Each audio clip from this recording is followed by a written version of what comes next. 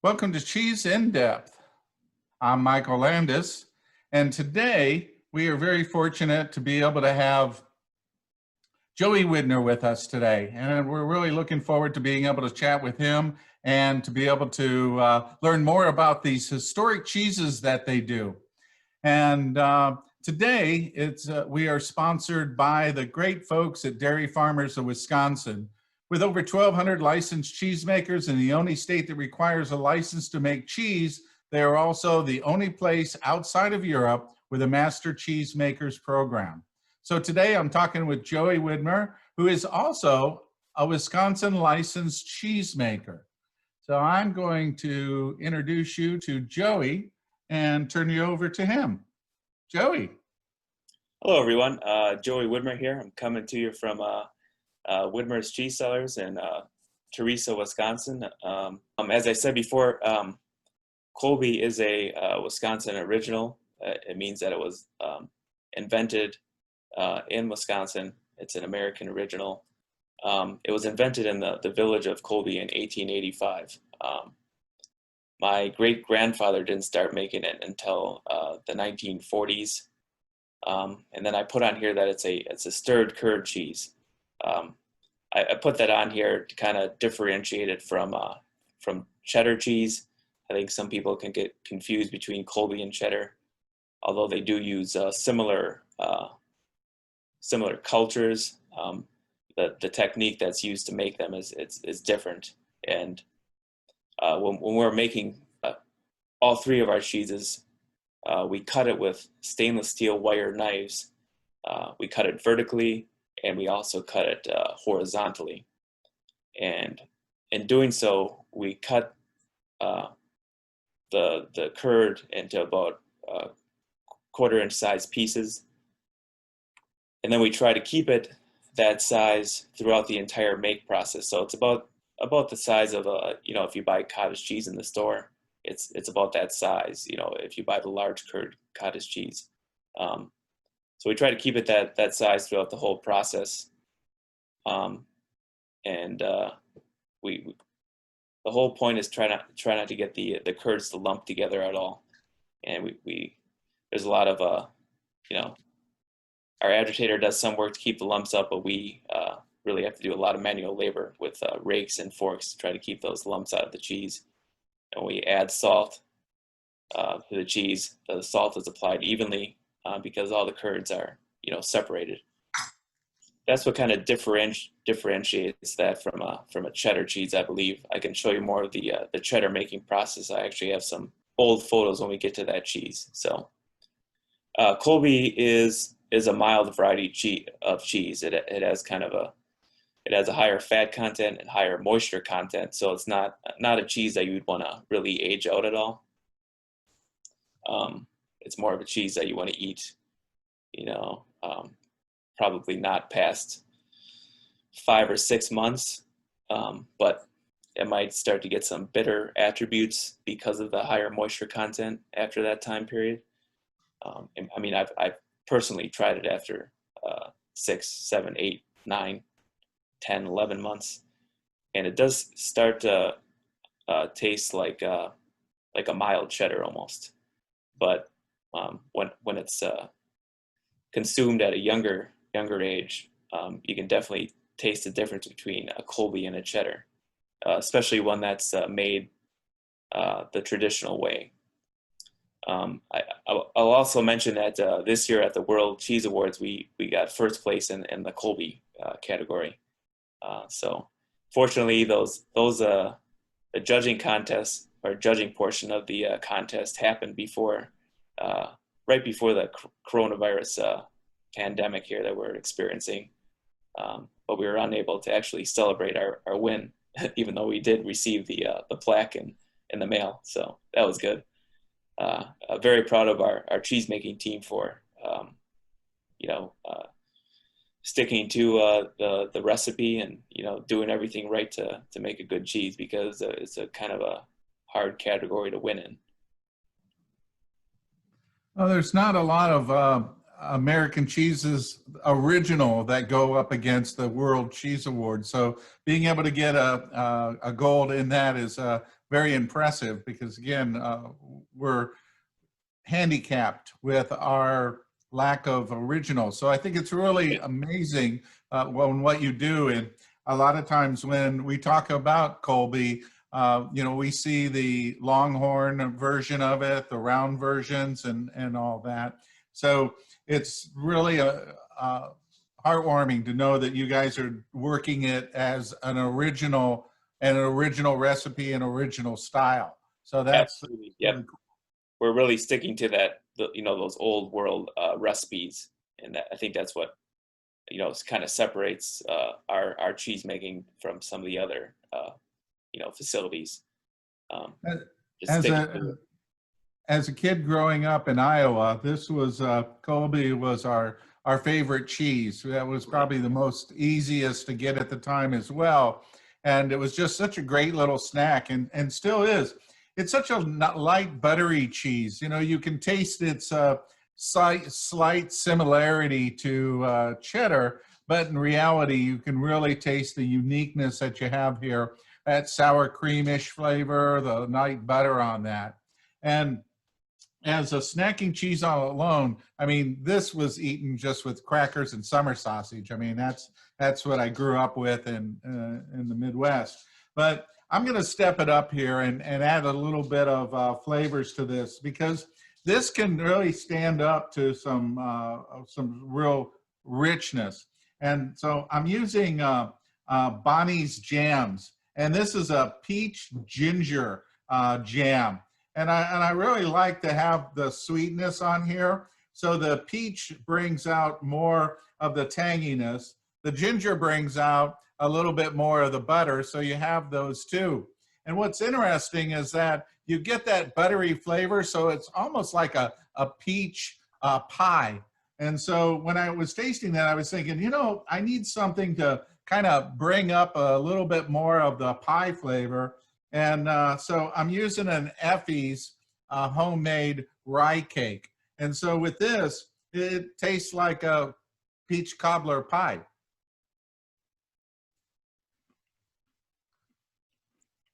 Those would certainly pair well together.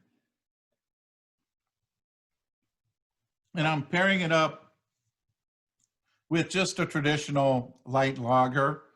This is Captain Lawrence. And this is their just lager. It's just a great little beer.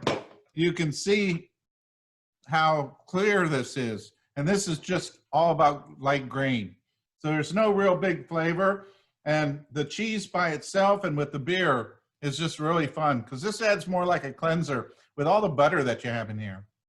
Yeah, I definitely think you have to go with a light beer that doesn't overpower the flavor of the cheese. Like a dark beer wouldn't be a good choice for Colby, since it has such a, like you said, buttery notes, mild. Mm-hmm.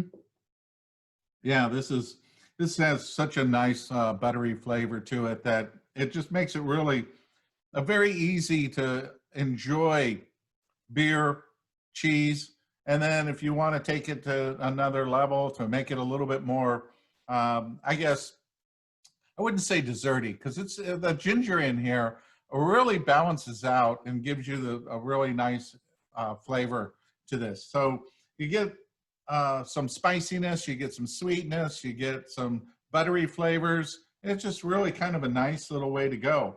But there's nothing wrong with cheese and a lager by itself. I agree.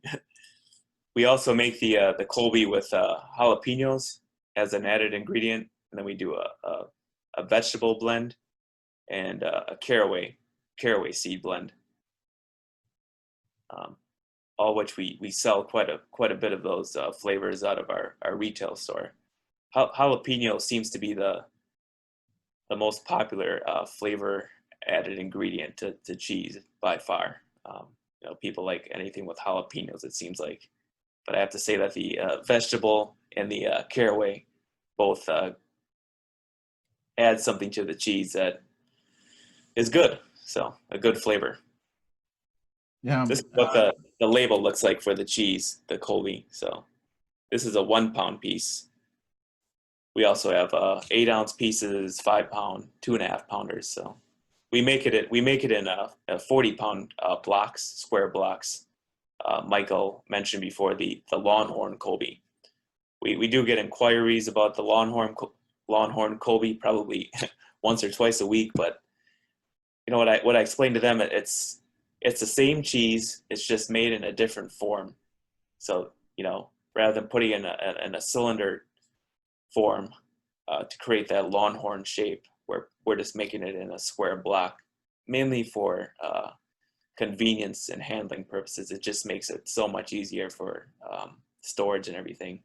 But the Longhorn Colby is a traditional and accents add something to the cheese that through appearance, aesthetically.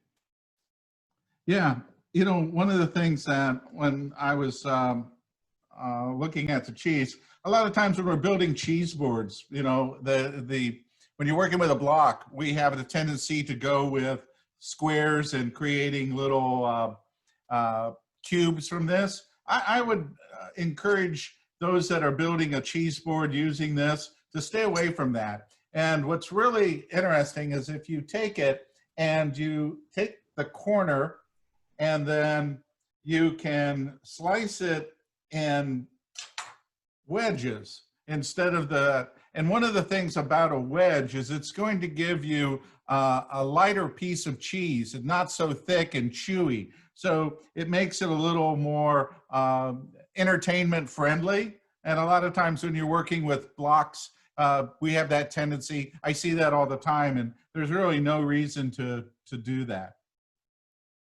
So anything else you'd like to say about the Colby? I think as you're zoomed in on this photo, I don't know if the audience can see it, but you can see the little tiny mechanical openings in the cheese, and I think that's when judges are judging this cheese, they're looking for the mechanical openings in a traditional Colby. You can see how the curds were once like the size of cottage cheese, and it should break apart like that to show that, you know, your make process, the moisture content of the cheese and everything is satisfactory for a Colby and meets the requirements. So that's really what judges are looking for when they break apart a piece of Colby, much like Michael did. So the next is Mild Brick, and I kind of introduced these cheeses according to their flavor profile. So I started with the more mild cheeses, and we're working our way into cheeses that have a little bit more flavor. Although Mild Brick is still on the very mild side. So the Mild Brick is what I would call the modern day brick cheese. It's brick cheese without the wash rind on it. Basically, not the original way that it was intended to be made, but still the same cheese without that European style wash rind on it.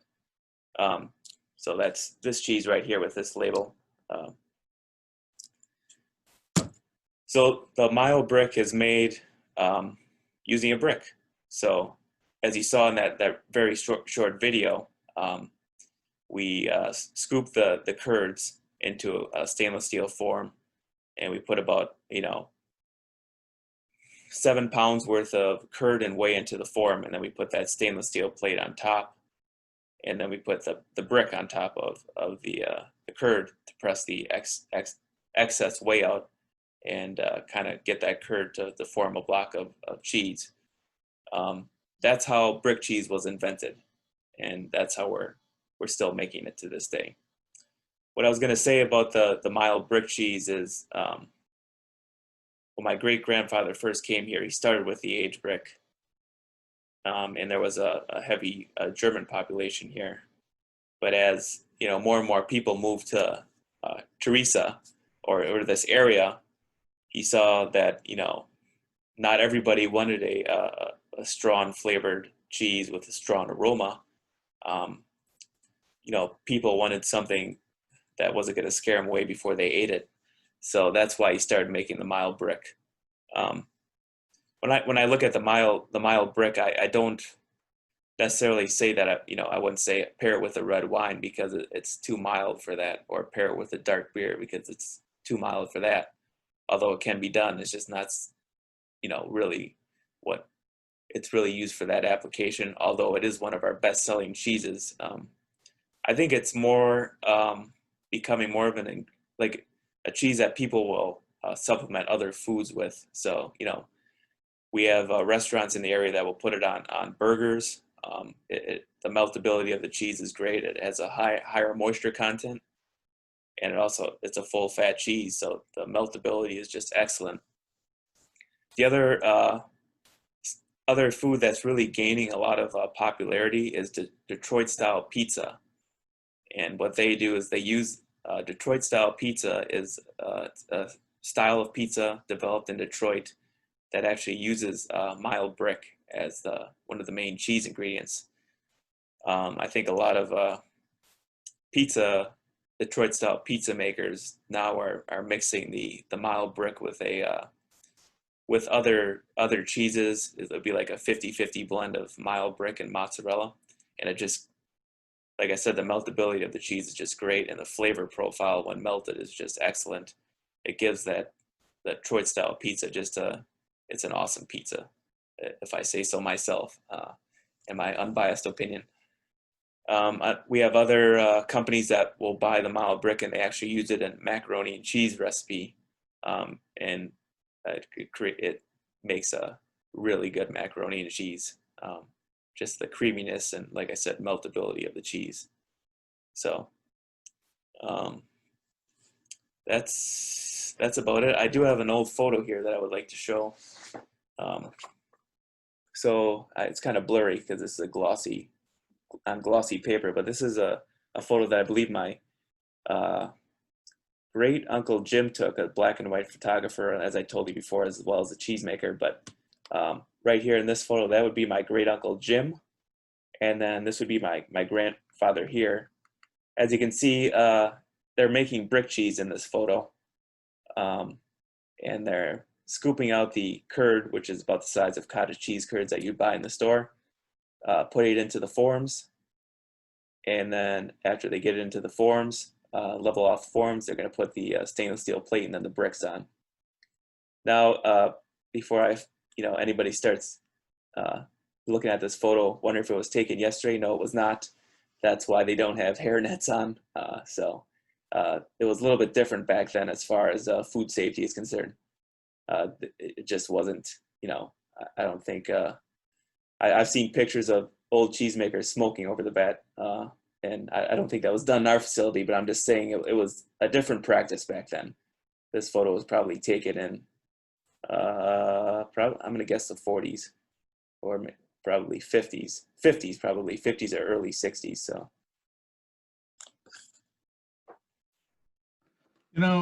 It's funny that when you talk about this, and we talk about it being a wash-drying cheese, this has no real umphiness about you all of a sudden go, oh, it should have a stronger smell, or it should be a little bit more robust. This is a lot, the flavor is a lot like a mozzarella in that respect, is you got a lot of sweetness. I taste a lot of the creamy milkiness in this, and it's just a very, very pleasant and very, very mild cheese. I could see this in just about any recipe. And the beauty of this particular cheese is the adaptation. In other words, whatever you put with this, it's going to blend in. This isn't going to take over a recipe. This is going to enhance the creaminess of a recipe, but it's not going to take over. And there's a lot of cheeses that you could use in making things where that becomes the focus. And this is just, it's so pleasant. I really enjoy this. And I have to say, I am kind of disappointed that I hadn't had this cheese before. And honestly, this is the first time I've ever had brick cheese. I've seen it, but I've never indulged in it. And I have to say is that those that have never had it, you have to get this, because this is a fun fun little cheese that's really, really simple and very, very tasty, but it's not not something that's going to take away or be a giant flavor in here. So you can see it's pretty much like the way the Colby looked in that. And so in my pairing here, I was not knowing exactly what I was going to get, but I thought that fig would work really well because I love figs, and they Divina does a wonderful orange fig, and I thought that would be really fun because it'll kind of take on its own little flavor, and it just makes the fig taste more fig-like. Orange comes in there really nice, and for a cracker wise, I really didn't want to take anything too much over the top, so I'm just using a brewer's cracker that's got some sea salt to it. So nothing really over the top. And for beer pairing, we can stay the same. We can stay with the lager because anything else, you know, you put a pale on there, you put anything, it's just going to overwhelm it. And you just need something to kind of help clean the palate and bring it together. So, you know, staying with a light lager is a great way to go.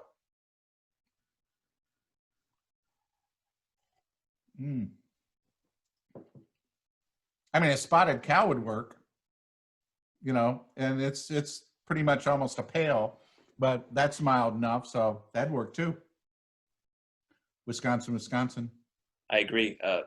Spotted cow would go quite well with the mild brick.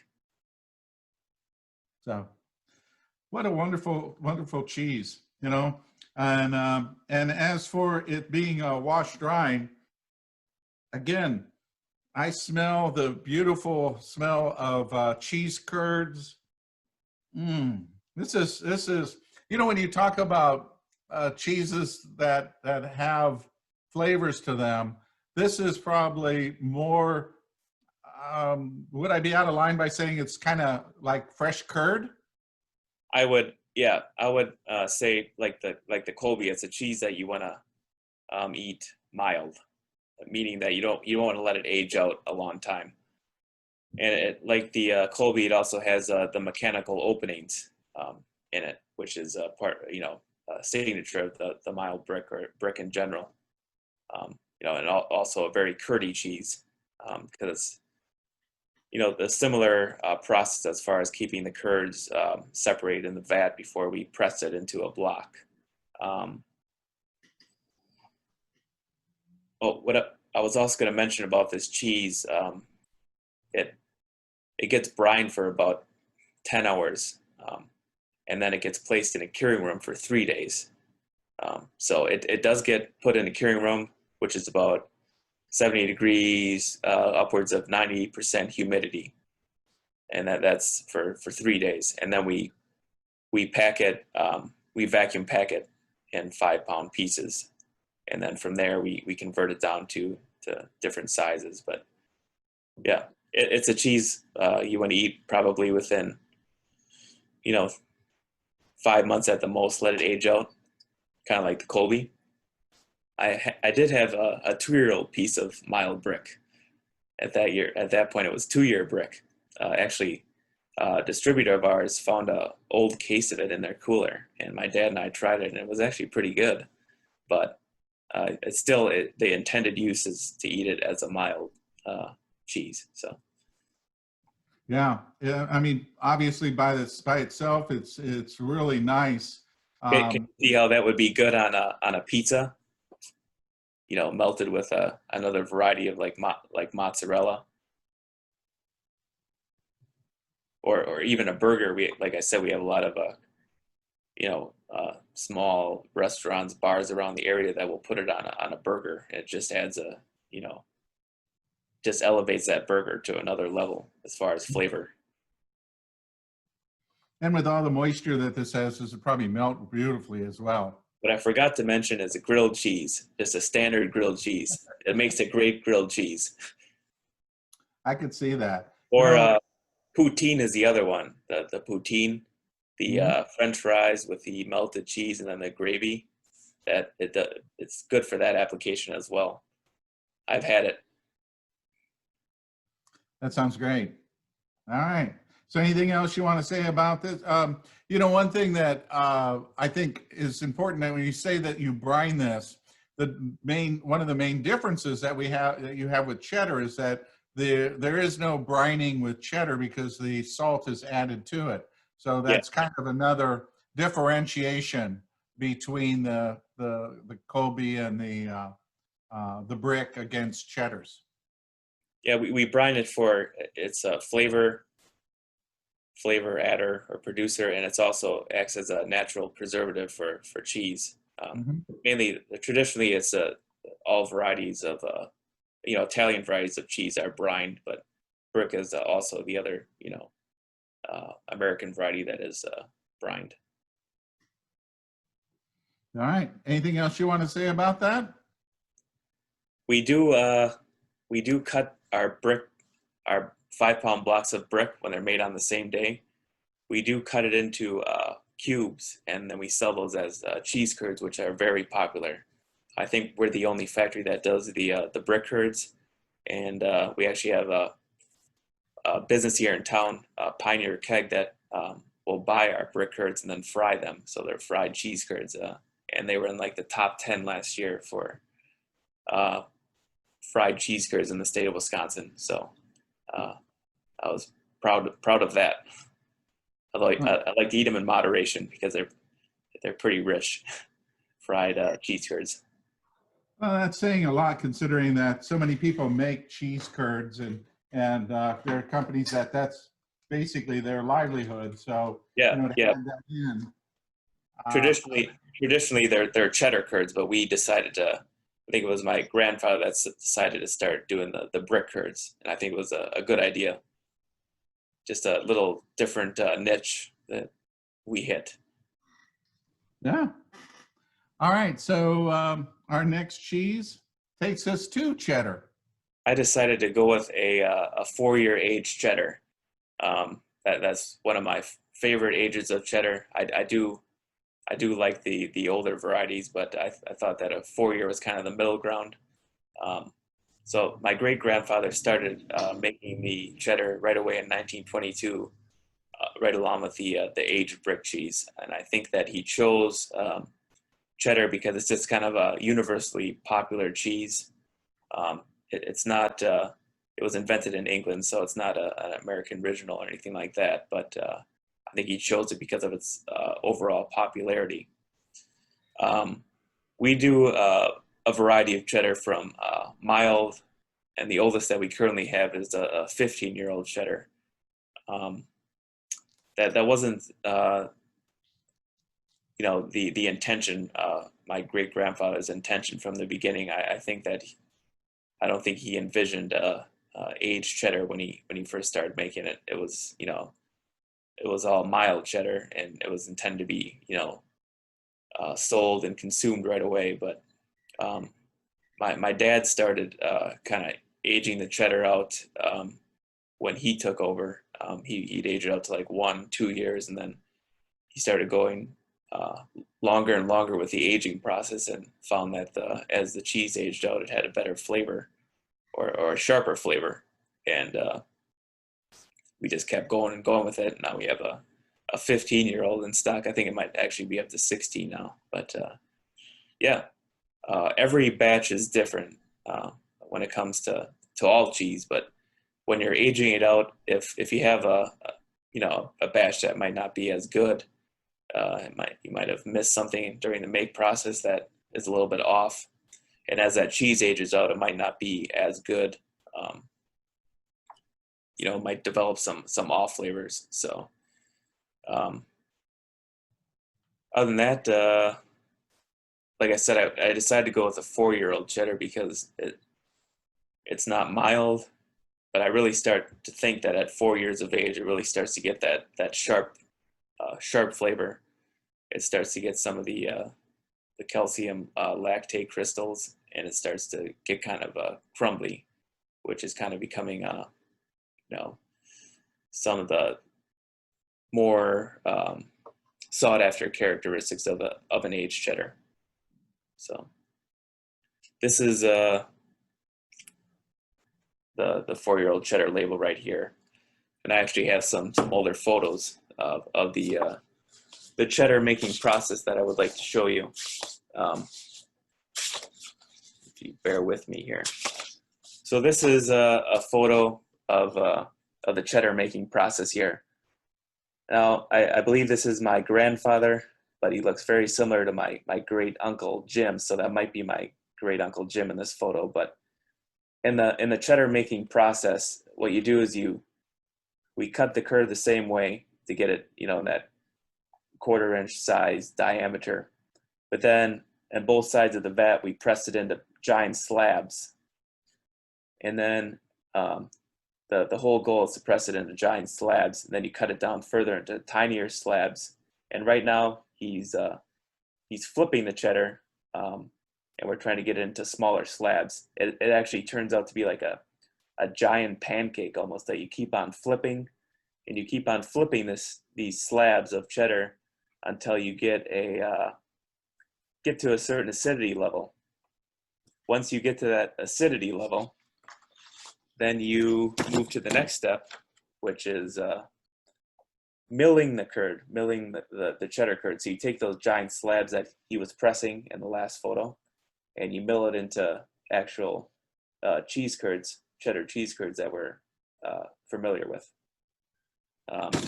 After that step, we move to the salting step. As Michael mentioned before, cheddar is not a cheese that you brine. It's a cheese where you add salt in the vat. And then once we get those curds, in this photo he's wrong direction. He's scooping those curds into forms. I believe that these forms they're wooden forms because this was in 1950 or 60 before we moved on to these new standards. Now they're stainless steel square forms, but these are wooden circular forms. And then here you see my great grandfather and my grandpa in the background.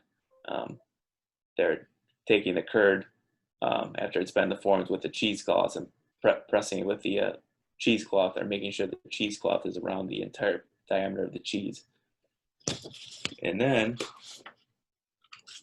in this photo, my grandfather is he put those wooden forms into stainless steel forms, and they're pressing it on a horizontal press to kind of get the cheese curds more compact and into one big block of cheese, or wheel of cheese, if you will. And then on this photo, he's stamping the blocks of cheddar that were made in the cooler. So that would be I believe that's my grandfather. Like I said, he looks very similar to my great uncle, so I get them confused all the time. I think that pretty much we get an agreement that just about everybody loves a good cheddar. And, one of the things that you have to consider when you get into the 4-year age, and which is very different in years, is that when they get to that point, they become so dry. This is incredibly moist. It's just got a lot of wonderful moisture in here. It's not a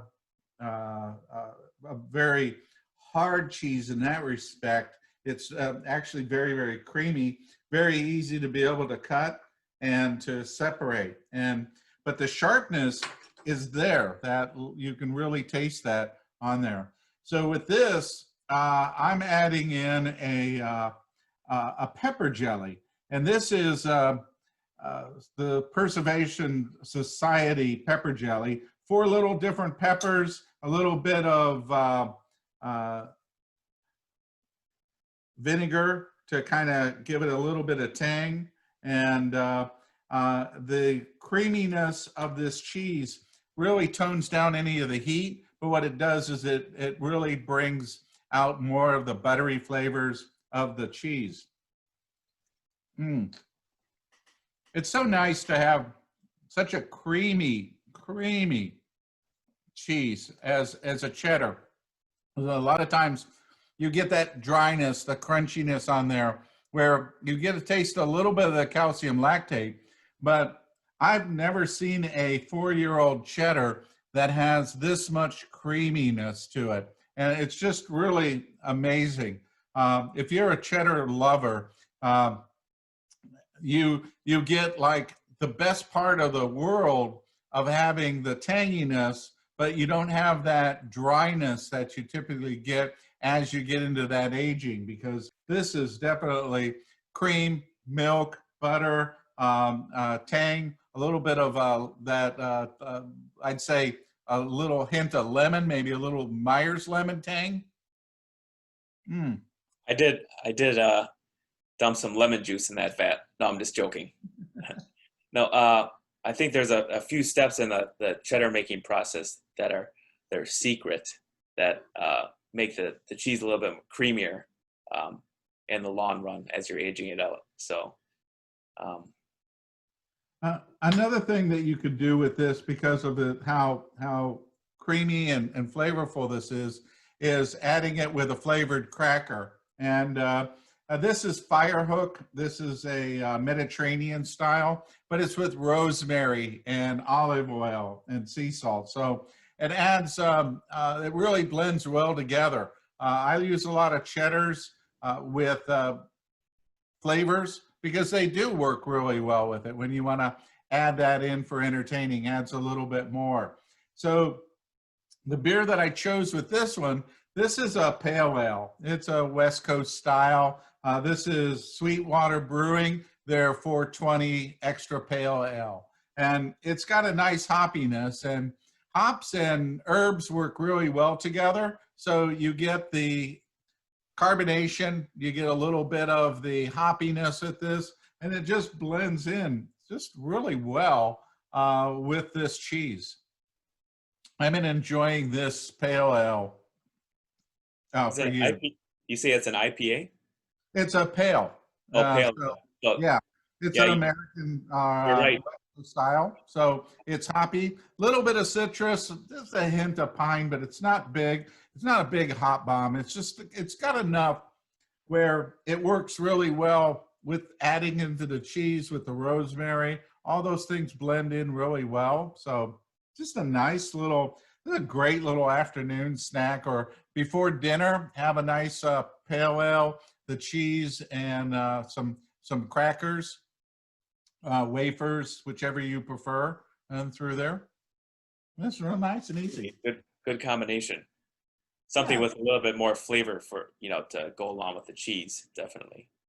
But, getting back to the cheese itself, this is really surprising to have that much moisture in here and creaminess with all the flavor. You just don't find that very often. And I give you a lot of credit in the make and aging process to be able to get to 4 years and have this amount of flavor and creaminess. That's just really amazing. Wonderful.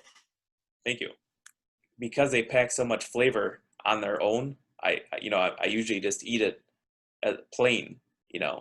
I'll put it on I have these crackers here. They're rice crackers, savory rice crackers. They're gluten-free if you have a gluten intolerance. So sometimes I'll eat it on a cracker like that. I do put it on, you can put a little bit of macaroni and cheese, or you can put it on burgers, put a little bit on grilled cheese. But sometimes the meltability of a cheddar isn't as good as that of a brick, so you just kind of mix the two together where the brick's really melty. You put a little bit of cheddar with it, and it's better for cooking. This isn't like anybody else's. This is really a statement of Widmers. This is your cheddar. Yeah, definitely. Yep. I think that a lot of times when you talk about the commodity of cheddar, and then everybody brings their own. Last week I had Mary Quick, which, is a magnificent cheese that's bandage wrapped and cloth bound. So it's got a lot of different flavors, horseradish in it. So you take that in that direction, where yours, this is this is what I grew up with. This is an American style cheddar, creamy, buttery, tangy. You know, this is the one where, you know, you do eat it in a cube and you set it out and you just toothpick it to the, you know, until they're all gone. You know, it's that type, that style. I would agree with you. Yep. Yeah, very, very nice. You guys do a great job on that. Thank you. And thank you, by the way, because I have a 14-year-old cheddar that you sent along with it. So yeah, I did I'm put that going in there, to be so. enjoying that later. So that'll be really nice. That'll be really fun to see that. So we're on to the aged brick cheese, which is probably our flagship cheese. I wouldn't say that it's our most popular cheese, but it's the flagship cheese. It's the cheese that my great-grandfather first started to make when he bought this cheese factory in 1922. It's a very, very unique product, and I think it's one of those products that sets us apart from all the other cheese makers.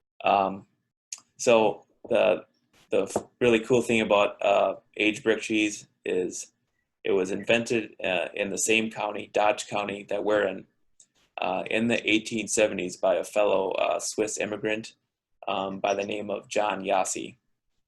And yeah, he made that about 30 miles from our current facility.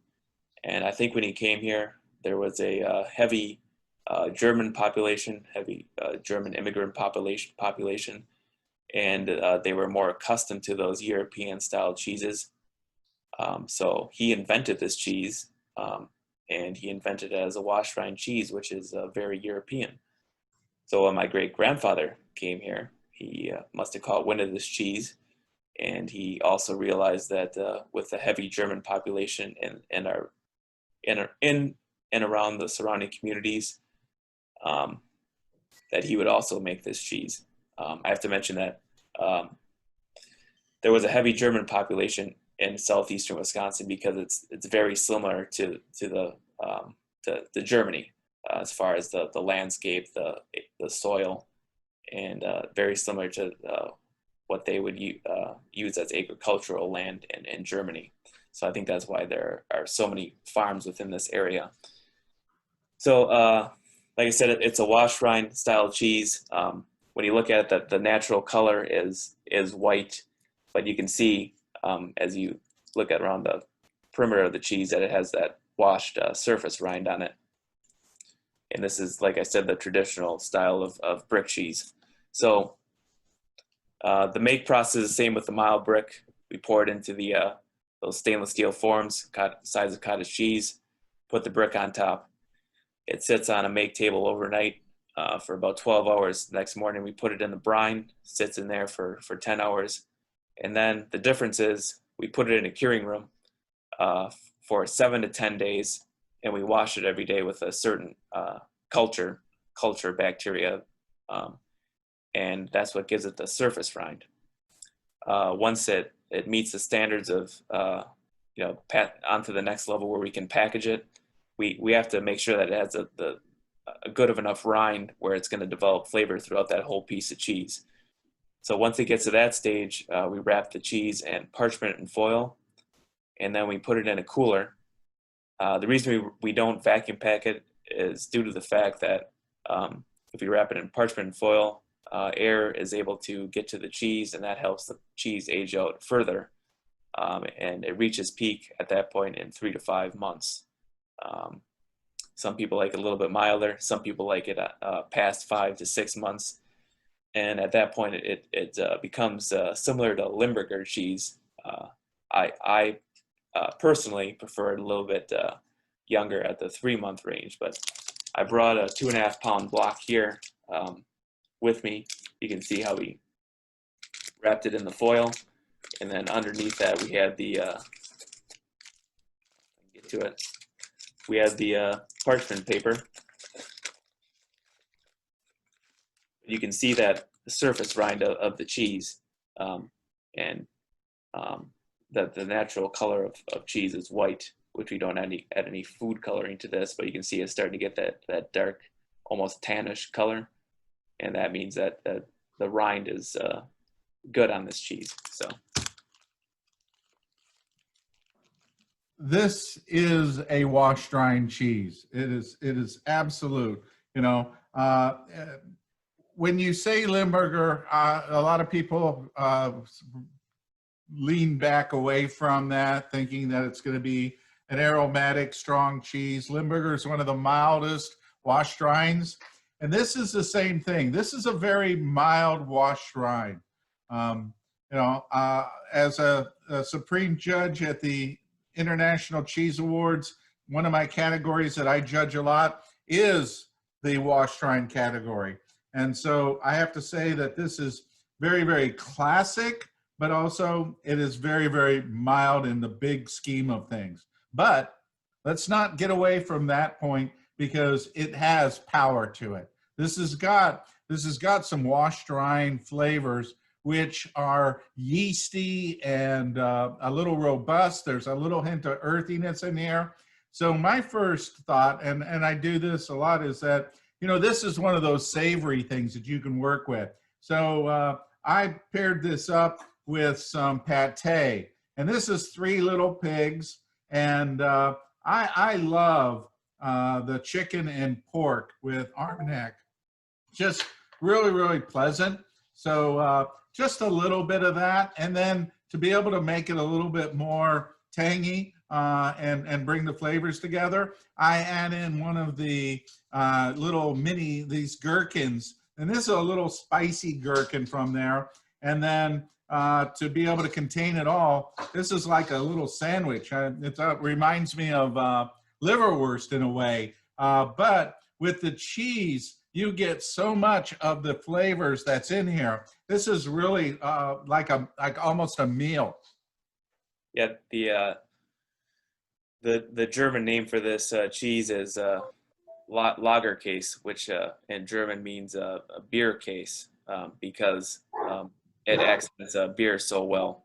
The Germans would eat it with a dark beer, which I'm sure Michael has a dark beer there to pair with it. So, you know, we talked about this yesterday, yeah. about, you know, bringing in you know, a dark, really rich beer, and I thought about that, and I have several styles, but something that kept popping up in my head, and this is the New Belgian, and this is their wheat beer, their wit, and this is got a lot of malty flavors to it, but it's also got more of the Belgian style.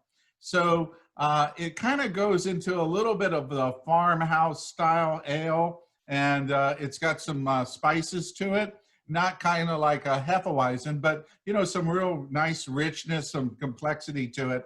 And so I tried it while you were talking with just the cheese, and it's just so pleasant. I mean, really, really easygoing in there. And then when you add in the pairing here with the pâté and the cheese and the gherkins and that with this is like the perfect balance that brings all these together. One of them does not overpower the other. They all just kind of come in. It's really nice. You know, if you're looking to have a cheese board, and now we're not entertaining 20 people at a time, it's just, you know, 2 or 3 people, or even smaller, just you. And this is a great combination, having a little bit of the pâté with the gherkin and the cheese and a little cracker. It's just so nice. The difference between the mild and the aged is night and day. You know, the mild doesn't have any of the earthy rind yeastiness that this does, and this is so pleasant. You know, you don't have to be a big wash drying fan to really enjoy this, because it is a mild version of it, but there's just so much butter in here. It's so nice. Yeah, occasionally a customer will get the two confused, the mild brick and the aged brick, and it's an unpleasant day. They'll order mild brick and they thought it was they should have been getting aged brick, or vice versa. So like you said, the difference is night and day with particularly with the curing process and just the wash rind in general. So it's really a cheese that we baby all the way through the whole process, because it's something that if you don't really baby and monitor, you can mess it up if you don't know what you're doing. And my dad really, he followed my great grandfather's footsteps, and then great uncles and his father, and really stuck to that same method of making it. So it's just something you have to monitor through the whole process to get good flavors. Yeah, one combination is rye bread with the aged brick, and then red onion, maybe some Dusseldorf or Dijon mustard, German style mustard on top of that, and that seems to be a very good combination. Sometimes we'll serve that here if there are tour groups that come through. So it's kind of one of the. I have. I'm sorry. Oh, go ahead. Go ahead.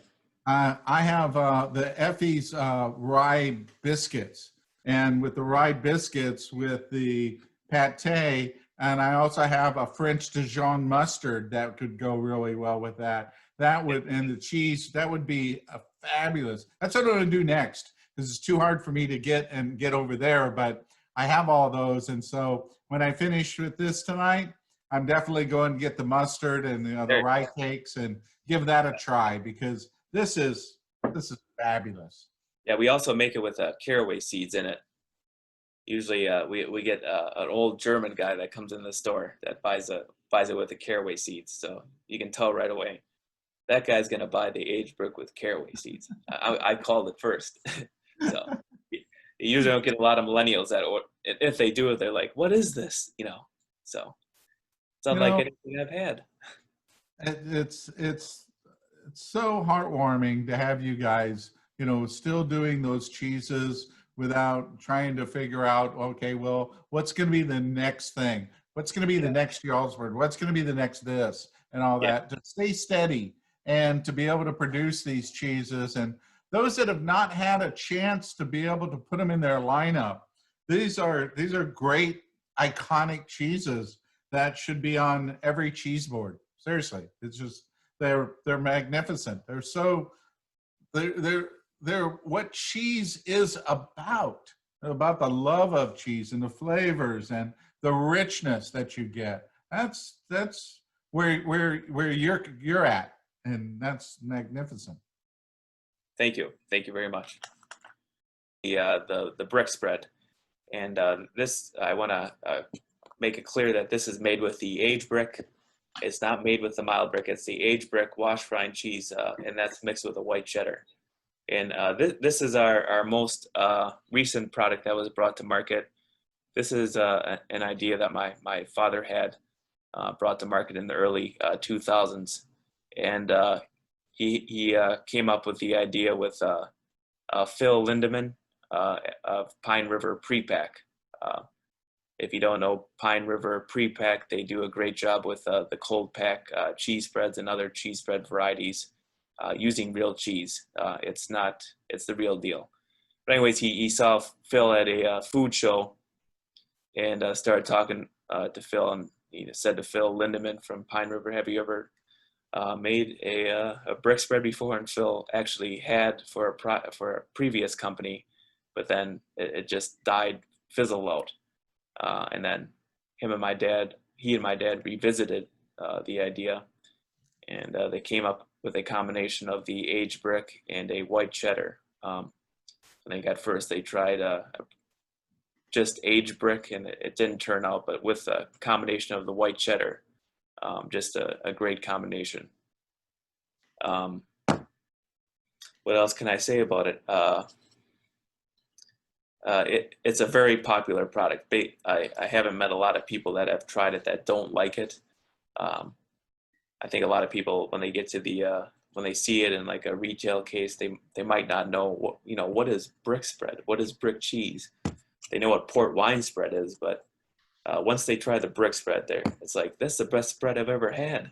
So very popular product, very, very good flavor profile with the, you get like the aged earthiness and the washed rind flavor with the aged brick, and then you get the sharper flavor that comes through with the white cheddar.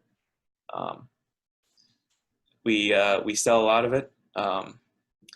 We were doing a tremendous amount of food service before this pandemic, but you know, people use it on restaurants will use it on burgers, sandwiches. They use it as an ingredient. We have a company that makes a sauce out of it for like a grilled cheese. I see it on salad bars. Just a very versatile spread. Did a session with Mary Lindemann and had an opportunity to be able to taste through their products.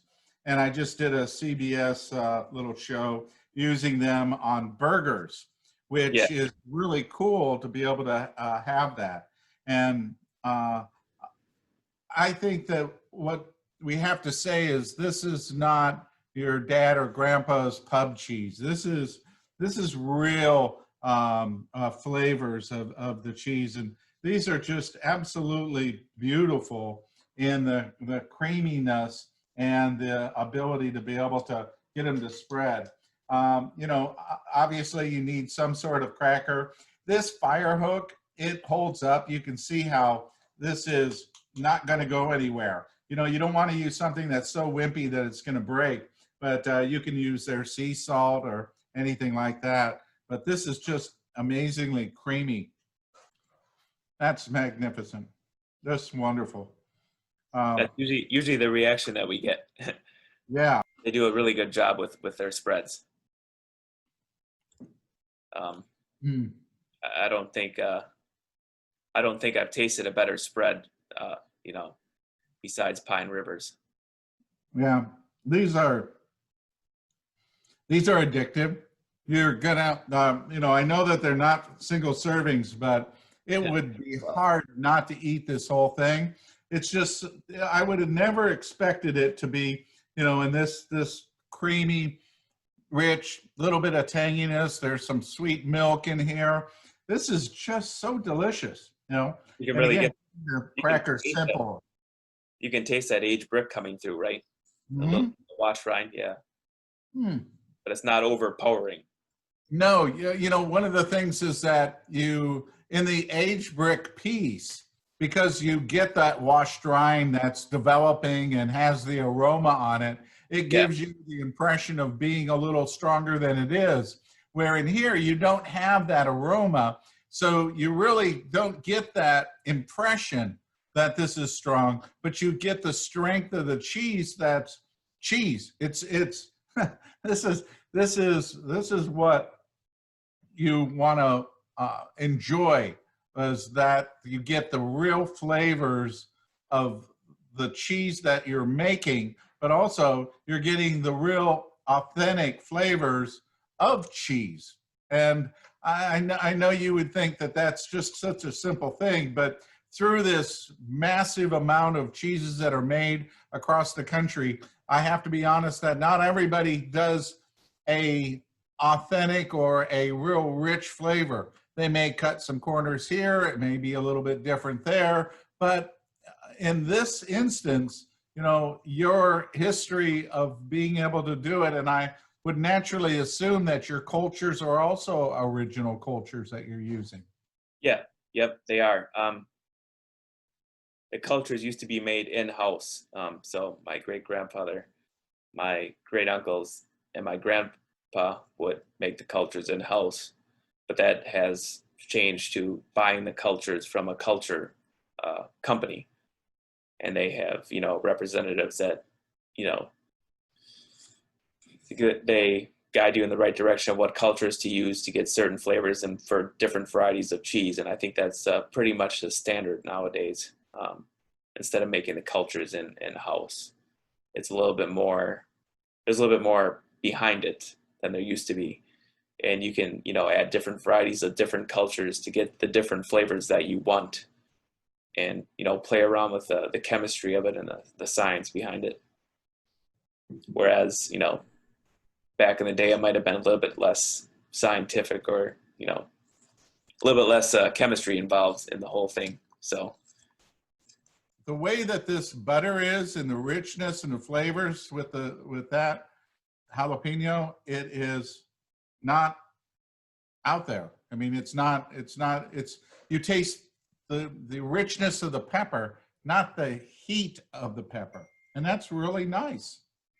it is. That's not overpowering the cheese, and I think that's what we try to do with all the pepper that we add to our other varieties. We have a mild pepper brick. We have a mild, where we have a Colby pepper, and we have jalapeno cheddar. And we just try to, you know, not overpower the cheese. It's just a little bit of an accent to the cheese, if you will. Well, you definitely have these spreads. They're beautiful and easy and delicious. Very, very unique with the brick. I recommend this very highly for somebody that just loves cheese. It is rich, it's buttery, it's got all the flavors that you want, and it's pretty addictive. I paired these two up with a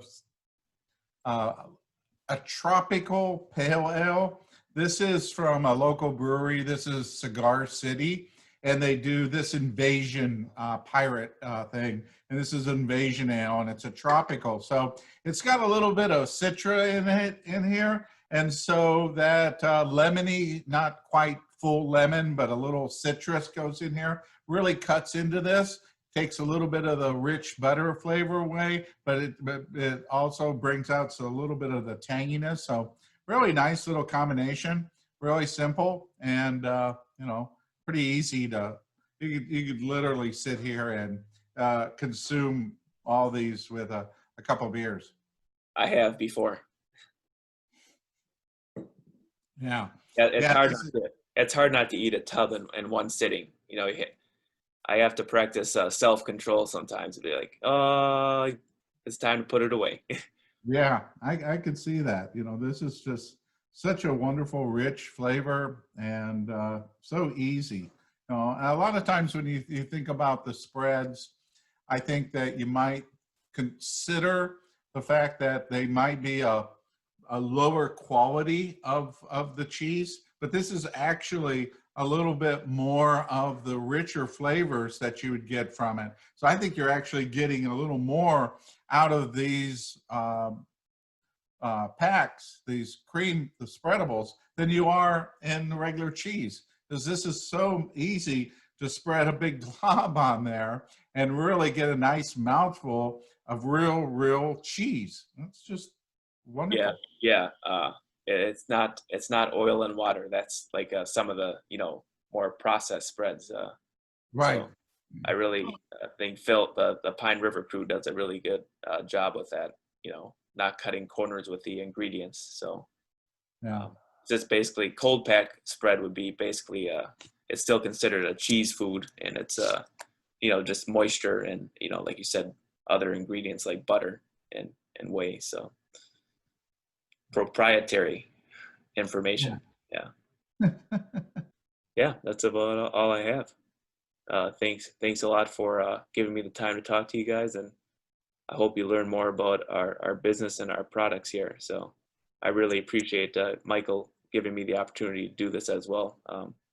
So